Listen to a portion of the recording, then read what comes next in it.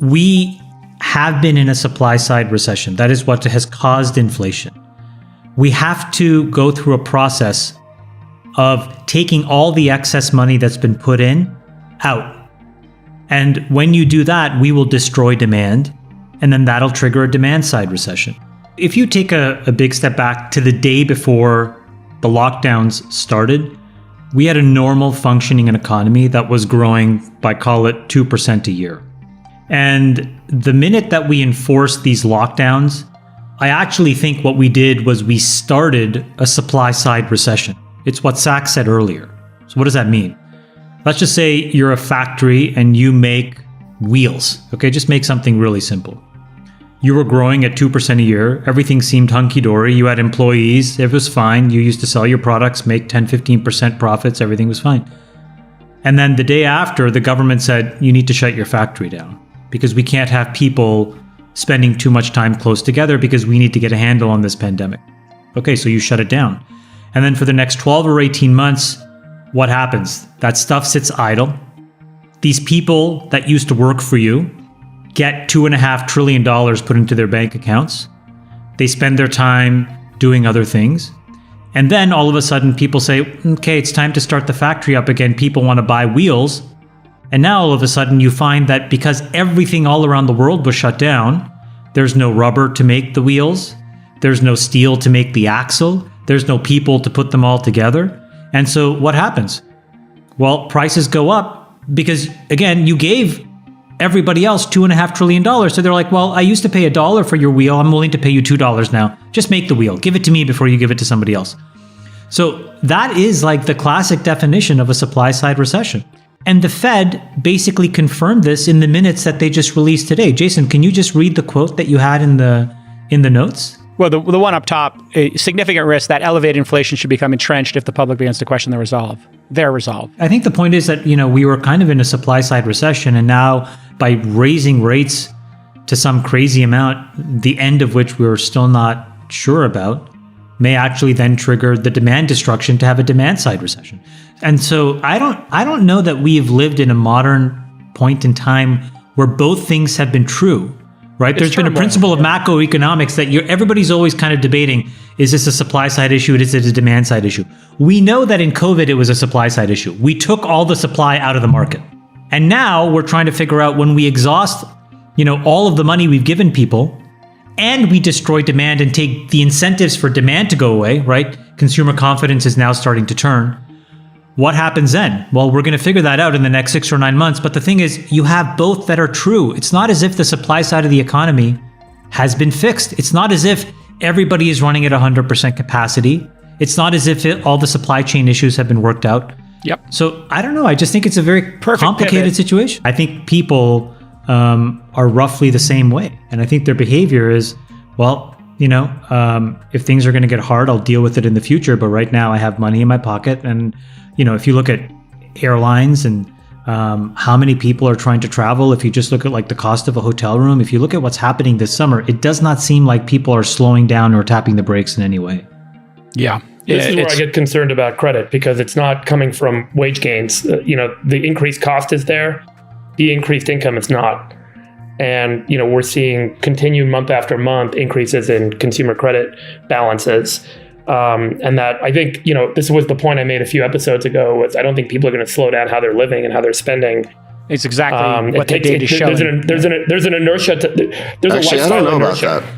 I don't know. Well, I just think after 2 years of a lockdown, I do think that people are anxious to reestablish some amount of normalcy. And this is really the first summer where everybody writ large can be out and do the things that they were planning on doing. Last year was the head fake summer, yeah. Last year was a little bit of a head fake. And look, you have 2 years of pent up plans of, Weddings. 50th anniversaries and weddings and all of this stuff that's happening. Yeah. And so I think people are really spending money. And if you look at it, the consumer is holding up amazingly.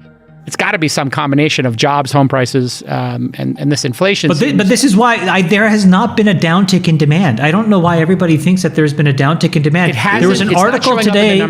It's not showing up in the numbers yet. No, I think it is. Finish this anecdotal and guess. It's very subtle. Okay, sure, it is. There is a subtle. I actually disagree with you guys. I actually think that the economy is pivoting on a dime here, and it's starting to show up subtly in the numbers. Here's some other data points. Consumer sentiment, biggest drop in consumer sentiment in 40 years. That was in the last month.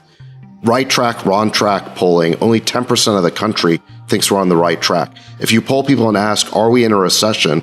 Something like close to 60% of the country already thinks we're in a recession. There's a slight political tint to that. More Republicans than Democrats think we're in a recession. However, even roughly half of Democrats think we're in a recession.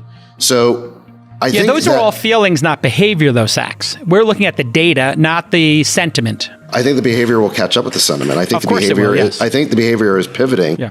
It's just that I think you have to dig beneath the surface, and you have to look at things like retail sales, things like that. I'm not sure, David, if you look back on all the number of times consumer sentiment has dipped, that the correlation to spending patterns is so uniformly predictive as we think. I mean, I think that there's a slight positive correlation, I remember, but I don't think it's like, 0.75, 0.8, 1. It's not that. So there's this weird preference falsification that happens when you get asked, what do you think is going to happen versus then what do you do? Yeah. And I think a lot of consumers, that's why they have, we know the data in America, like less than a month of savings or whatever those numbers are. Despite all of the sentiment analysis and all of this stuff, you would think that there'd be behavior change, but mostly people kind of just live in the moment. And, that's partly because they don't have the structural support to save or other things. But the reality is that most folks, from what they say to what they behave, there is a gap. We have been in a supply side recession. That is what has caused inflation. We have to go through a process of taking all the excess money that's been put in out. And when you do that, we will destroy demand, and then that'll trigger a demand side recession because people will destroy asset values. And we will destroy asset values. So we started that process. Asset values went real quick. Yeah. That will happen second. So the balance sheets of that segment of the population that is overspending right now, once their balance sheets really take the hit and they take a hard look at what their savings are, they're going to cut spending. Right. Yeah, So, but the point is, I think we're still firmly in that first phase, and I hate to be the bearer of bad news, but the reason why I think that we're still in the first part of this process is because people, broadly speaking, still have a lot of savings because of all the stimulus checks. There is still a lot of money. So, how will we know? Maybe is the better point when all of that excess savings has been, torn away from these people because of high prices. I suspect it's when Jason's first chart starts to close, right? So when people are, they're more motivated to re-enter the workforce. I think that's a signal. Freeberg, your signal is another one, which is when credit delinquencies really start to spike. It's because people then, tapped out their savings, then they tap their credit cards, and then all of a sudden they become delinquent. When all of those things happen, you're probably now at a point where that first phase of the supply side issues are largely done, and now you get to the demand destruction. But all of those roads, unfortunately, lead to the same conclusion, which is like, equities get really under pressure. There is no scenario where there's a bid to equities. Why would you buy something that has lower earnings in the future?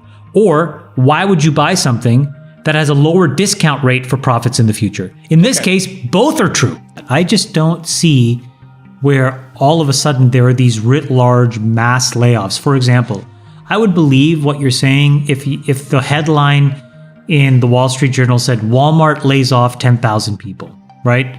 That's not what's happening. In fact, it's the exact opposite. Walmart's like, well, we seem to have record demand. We're raising prices, and every supplier will have to pay a gas tax and a supplier tax and deal with it. So I just think that you're going to be right in the end. I just think we're way too early in this process to get to that place where we're debating this. So, Chamath, are you on board with the Ackman trade, basically? Ackman basically came out with that tweet storm a couple of days ago, basically saying that, listen, inflation is still the big problem, not recession. The economy is humming along. There's plenty of jobs.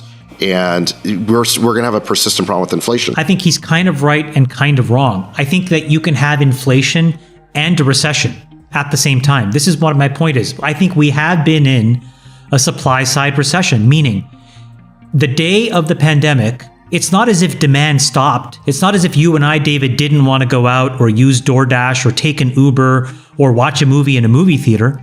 We were not allowed, right? And so we found other ways in order to fulfill our demand. That's why Shopify, did so well on behalf of the merchants that they served. That's why Robinhood did so well. That's why Fortnite did so well, right? We found other places to spend money.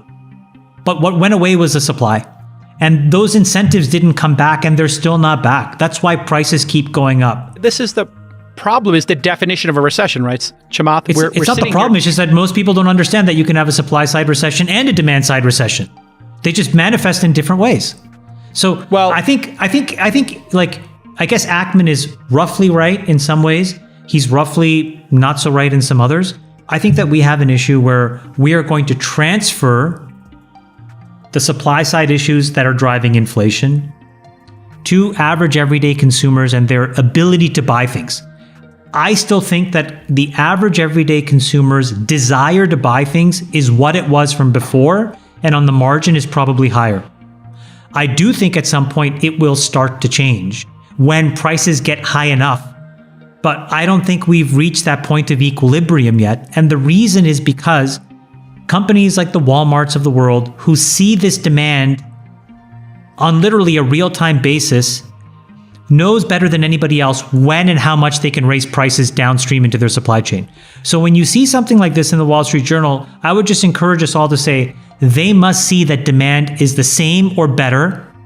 And so they're going to now push those price increases down to everybody else, because now Walmart says, here is an opportunity for me to defend my earnings power.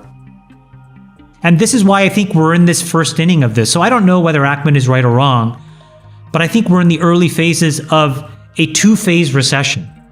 And I don't know what that looks like because I've never lived through one of those. And I think in many ways, it's the combination of the two. And it was largely because of government failure. Government failure and how we reacted to the pandemic. In hindsight, Sachs was right all along. We overreacted by shutting everything down. We probably could have kept some supply online by understanding masking early on. And then second, we exacerbated with failed government policy because we gave everybody trillions and trillions of dollars, and we entered the capital markets and perverted it with another 7 or 8 trillion more. Yeah, and by the way, states that has consequences. The consequences states are still talking about giving stimulus now in order to help people deal with inflation. So we are not learning. Wait a second, you can't pour gasoline on the fire. If I had to basically put what we are all saying into a neat little bow, I would say there needs to be a multi-phased economic correction. One that corrects the supply that we took out of the market during the pandemic, one that corrects for all the excess money, and then one that corrects for demand. That's a lot of stuff we have to do. It's a lot of work. So the more misguided government policy we have, the farther away from finding that equilibrium point we're going to be, the longer it's going to take, the more damage it's going to be.